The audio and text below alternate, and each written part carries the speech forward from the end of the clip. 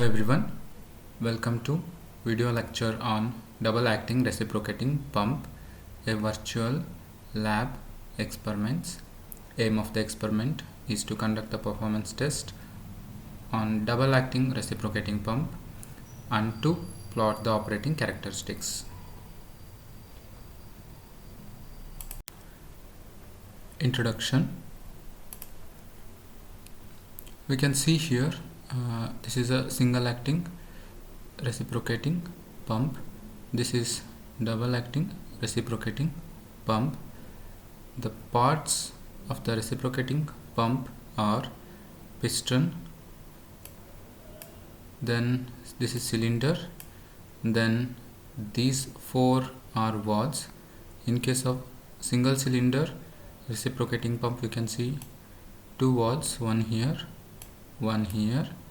and there is a piston here, and we can see this is a connecting rod, then we can see a flywheel, then there is a crankcase, crankshaft here, then this is piston rod here, then this is inlet, and this is outlet. This portion is outlet. In this picture we can see the parts in a line diagram. We can see this is piston, this is piston rod, this is the cylinder, and this is a suction valve, because this is a suction pipe and this is delivery pipe, and we have delivery valve connecting between delivery pipe and cylinder. We have connecting rod and crankcase. This is more or less same like your IC engine. Then when suction stroke occurs, the piston moves back, the fluid from the sump is taken inside the cylinder. At that time suction valve will be open but delivery valve will be closed. During delivery stroke, the piston moves forward, in suction valve will be closed, delivery valve will be open, so the pressurized fluid what is present inside the cylinder will move from cylinder to the delivery area. In this video you can see the animation of the double acting reciprocating pump. From the entry, water or any fluid flows in and it enters the cylinder area and it comes out through the outlet. This is the outlet area.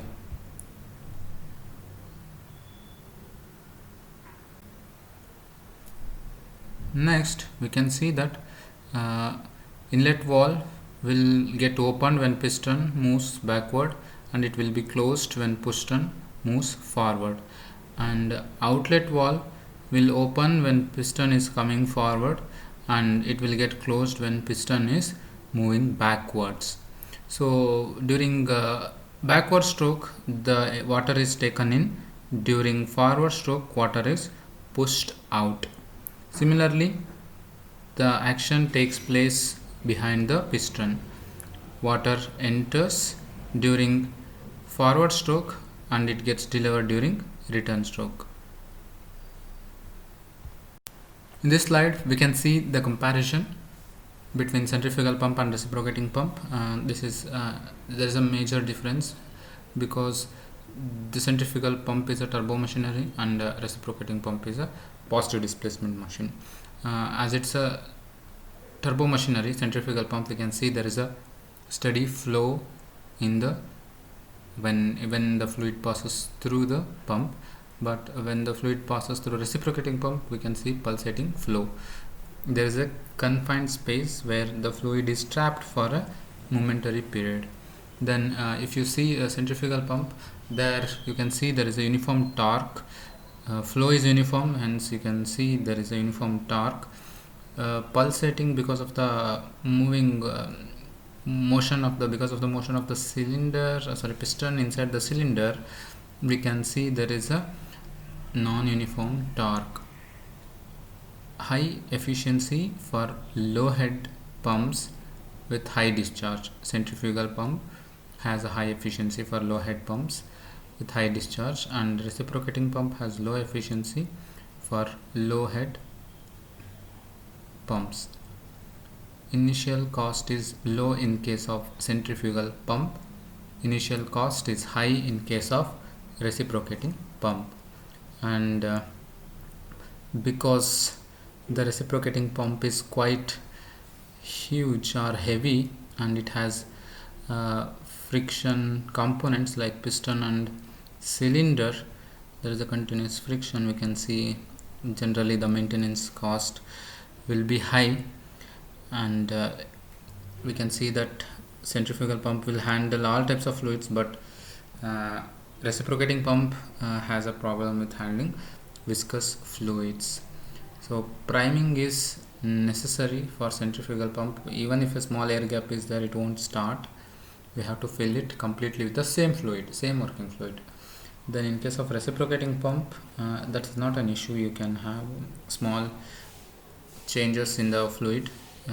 Even if there is an air bubble or something, the reciprocating pump can start pumping the fluid. In this slide, here we can see the characteristic curves of double acting reciprocating pump. So the comparison is done between the head versus three variables, that is discharge, then efficiency, then input power. For higher the head, we can see there is a good overall efficiency, but for higher the head, we can see there is a reduced discharge. And with increasing head, you can also account the input power is also going high.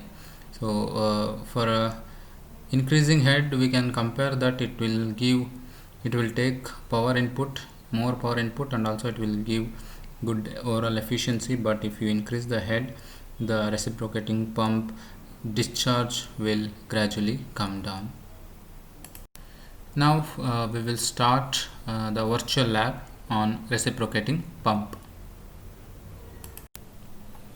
Yeah, here we can see the virtual setup of double acting reciprocating pump.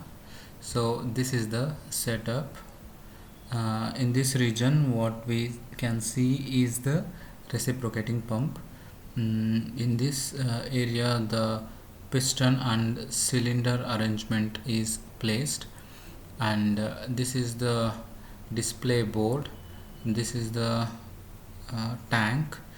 This is discharge tank, and this is excess water tank. So there is a collecting option, so the excess of the fluid will be collected in this region. And in the back side, what we can see here is torque measurement. So behind this board, there is a motor which is running the pump through the belt drive. So we can see there is a belt drive, and this is the wheel connected to the flywheel. Inside this crank area, there is a crankshaft. That crankshaft will be driven with the help of belt drive. So now what we can do is, first the objective, we can see the objective is to conduct the performance test of the double acting reciprocating pump. The operators I have already explained. Reciprocating pump, this part is reciprocating pump, and pump setup with motor, and behind this there is a motor. Collecting tank, this is the collecting tank, whatever you see in this region. Spring balance, this backside, to measure the torque we need force into distance, so we have a force measurement system, that is spring balance.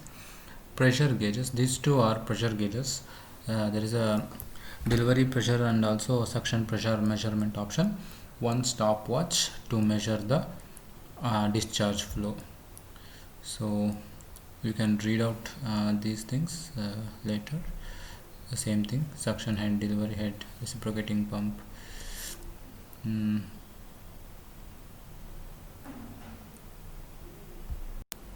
The next step is to start the pump. So we already know the basic parts of this setup. To start the pump, we have this display board here. I will just explain the parts. This is delivery pressure head, this is suction pressure head, this is start button, this is stop button, Then there is a control, so you can switch on and off. Then here there is a speed measurement. You can see the light pump is on and off. Then these are current readings, voltage and ammeter reading. Then this is a separate energy meter or watt meter reading. And here there is a scale which will display the water level in the tank. This we have a color image. I will just show you the color image. Yeah, the same setup we can see here. This is the collecting tank, this is reciprocating pump area, this is the delivery pressure, suction pressure, energy meter or watt meter, speed, RPM. Then this is on and off button. This is speed control, you can fix the speed. This is the same setup, but here the flow measurement is fixed in this tank. Area we know, if we measure height it will become volume, and time taken to fill that volume will give you the flow rate or actual discharge rate.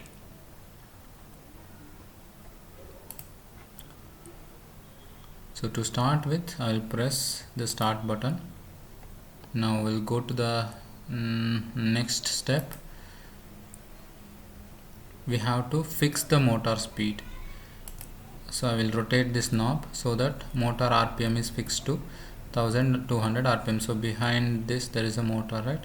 That motor speed is 2200 RPM, and we can see that the pump speed is 240 RPM because the shaft diameters are different for these two wheels. In the next step we have to take the delivery pressure reading. So I will read the delivery pressure. It is showing what is the value?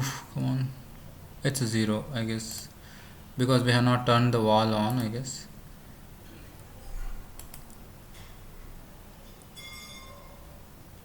Suction head, there is a suction pressure head from the pump.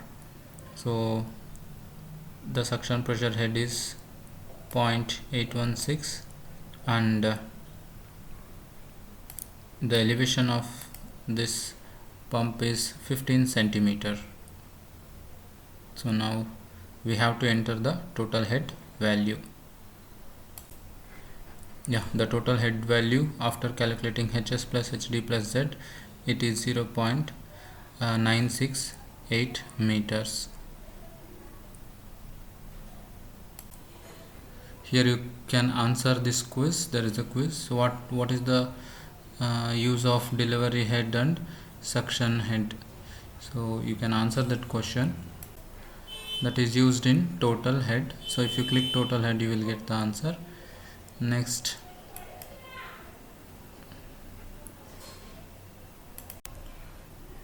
in the next step we have to coincide the pointer by turning the wheel, and we have to get the spring balance reading. This spring balance reading will give you the torque value once we multiply the mass with the acceleration due to gravity and the radius from the center of the shaft to the needle or to the force acting distance. So that is force into its perpendicular distance, we can say.